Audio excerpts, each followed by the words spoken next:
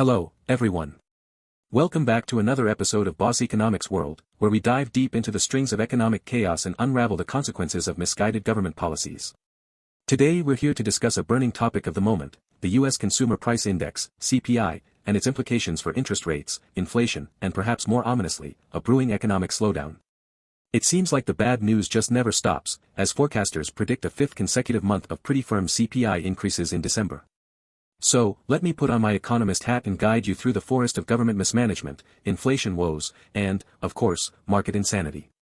The way things are going, anyone in Washington with even the faintest idea of what long-term sustainability means should be getting nervous. This CPI report reflects a lot more than just consumer prices. It's another red flag for how out of control everything really is, how inflation is gnawing away at our savings while the Fed continues to navigate the most challenging financial landscape in modern history. Let's get down to business. Forecasters are expecting a 0.3% increase in December's core CPI, excluding food and energy, while the broader CPI could rise by 0.4%. Sure, looking at these numbers, you might think, oh, 0.3%. That's not too bad, right? Well, you'd be wrong. After 5 straight months of inflationary pressures, we're far from average territory, and policymakers should be losing sleep. Whenever inflation increases for several months in a row, you have to question systemic causes.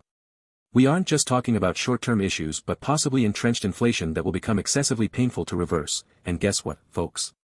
While the Bureau of Labor Statistics prepares to drop Wednesday's report, the Federal Reserve seems to be on the verge of hitting the brakes on any more interest rate cuts, emboldened by these stubbornly strong CPI trends. Now, why is this happening?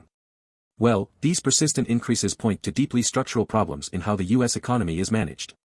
Stimulus packages, poor fiscal planning, trillions of dollars injected into the financial system without strategic incentives, and, not to forget, the contentious influence of globalization. Washington, instead of fixing its internal flaws, is repeating the same cyclical blunders, expecting different results. Textbook definition of insanity, am I right? Let's not even start on bloated government spending, oh, too late. When fiscal deficits balloon and taxpayer money flows without restraint, you light a powder keg under the economy. Inflation becomes a natural consequence of these policy contradictions, leading ordinary citizens to bear the brunt. Investors and policymakers alike are watching this round of inflation news with bated breath, especially given concerns that the yield on 10-year Treasury notes could spike once again. In fact, yields have already surged over half a percentage point since CPI numbers dropped in December. Let's think of this yield like a temperature gauge. It rises because bond markets are pricing in higher risk due to inflation and the Fed's potential hesitancy to act. The CPI report and these rising yields begin to spiral into critical cycles of market reactions. As Bloomberg's economists Anna Wong and Chris G. Collins aptly put, the market chatter surrounding 10-year yields going above 5% is loud and very real. If this happens, which it might, brace yourselves.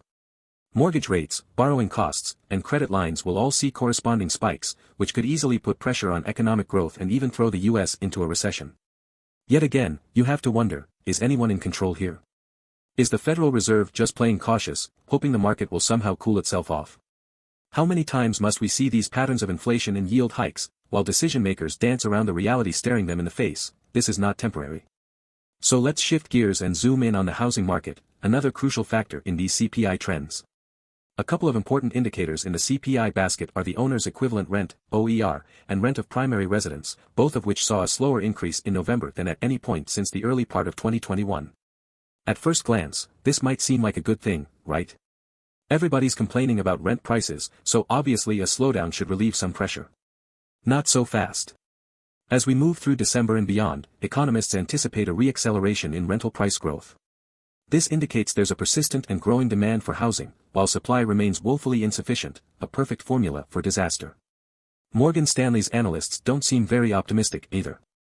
They predict an uptick in the rental sector, but wait, if rents actually stay below the longer-term trend, we could see a core CPI print rounding out at only 0.2% instead of the harsh 0.3%. But here's the kicker, any unusual dips now are unlikely to be sustained. So, while we theoretically might get a softer December CPI number for rents, that would only afford temporary relief before inflation starts roaring back in this sector. Ongoing housing shortages across the United States, combined with high mortgage rates and relentless demand in key cities, don't paint the picture of stability. Given that a large part of the population is renter-dependent, long-term inflation here could snowball into other sectors if prices refuse to cool off, keeping these core CPI numbers steadily elevated. Once again, if our policymakers ever became proactive about housing policy, maybe, just maybe, we wouldn't be stuck in this inflationary loop. Instead, we see a continuous lack of focus on the root problem: housing supply, mortgage subsidies, excessive speculative real estate investment, and lack of infrastructure development to meet the growing urban demands.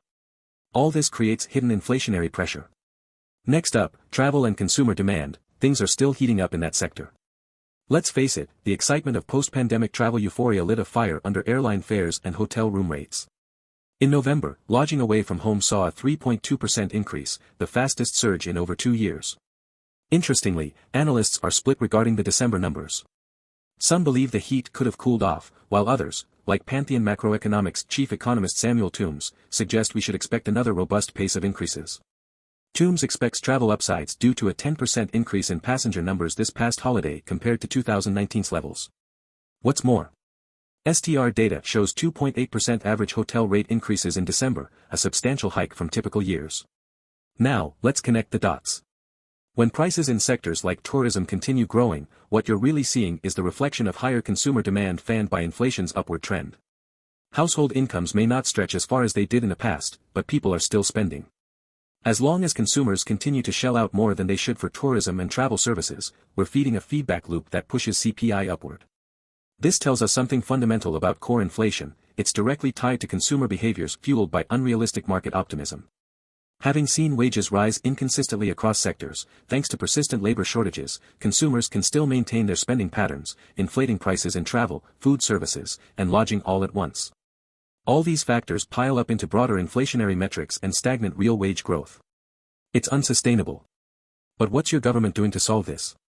They're only marginally enforcing consumer protection against runaway prices but leaving massive loopholes in corporate regulation, enabling companies to boost prices even in ordinary expenditure sectors.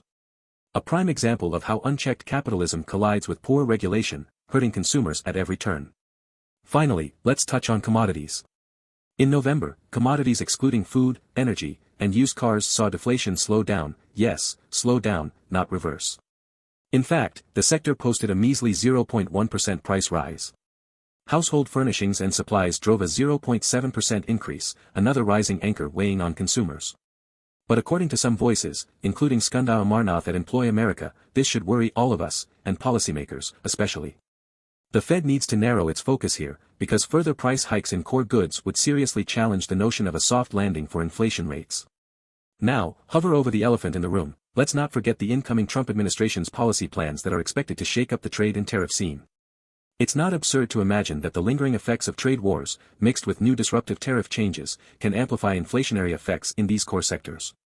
2024's slowdown of inflation reductions in commodity categories already highlighted the risks of price stickiness.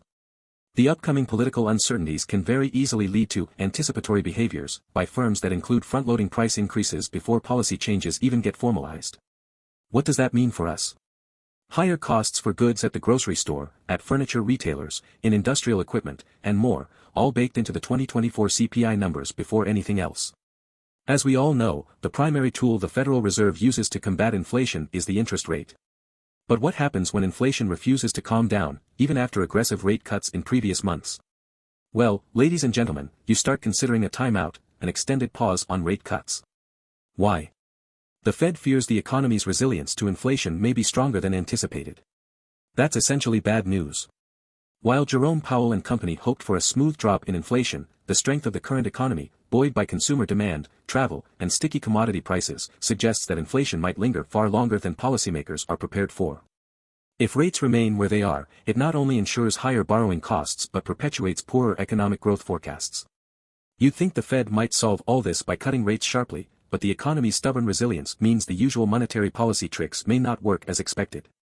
Meanwhile, Washington's long-term fiscal recklessness continues to mount unfunded obligations, leaving little wiggle room for sound economic management. It's no surprise that, unlike the policymakers, it's average Americans, the middle-income earners, who face the harsh aftermaths of misguided decisions. Alright, folks, so here's the big message. The CPI report heading our way this Wednesday is more than just another set of numbers. It's a blaring signal that inflation isn't going anywhere soon. It's the consequence of complacent economic leadership, reckless monetary decisions, and irresponsible macro policies. And despite whatever lipstick you put on it, this inflation beast can cause lingering damage for months, if not years, if left unchecked. It's up to policymakers and the Federal Reserve to get real about what's happening, to stop pretending that market forces will work themselves out, and to address issues that have been boiling beneath the surface for far too long. Housing shortages, unchecked spending, poorly designed social welfare programs, and out-of-control fiscal policy all play into this mess we're in now. Am I optimistic about the Fed's next steps? Not really. Until they take inflation threats seriously rather than delivering half-hearted responses, we could be looking at a drawn-out economic crisis that collapses into a recession by next year. The longer they delay hard decisions, the worse things get for everyday consumers like you and me. Hold your wallets tight, folks, the storm isn't over yet. And that concludes today's breakdown. As always, thanks for watching Boss Economics World, your channel for cutting through the noise with plain truths and real talk. Don't forget to like, share, and subscribe for more analysis on how our economic powers are derailing prosperity. Stay tuned for next time.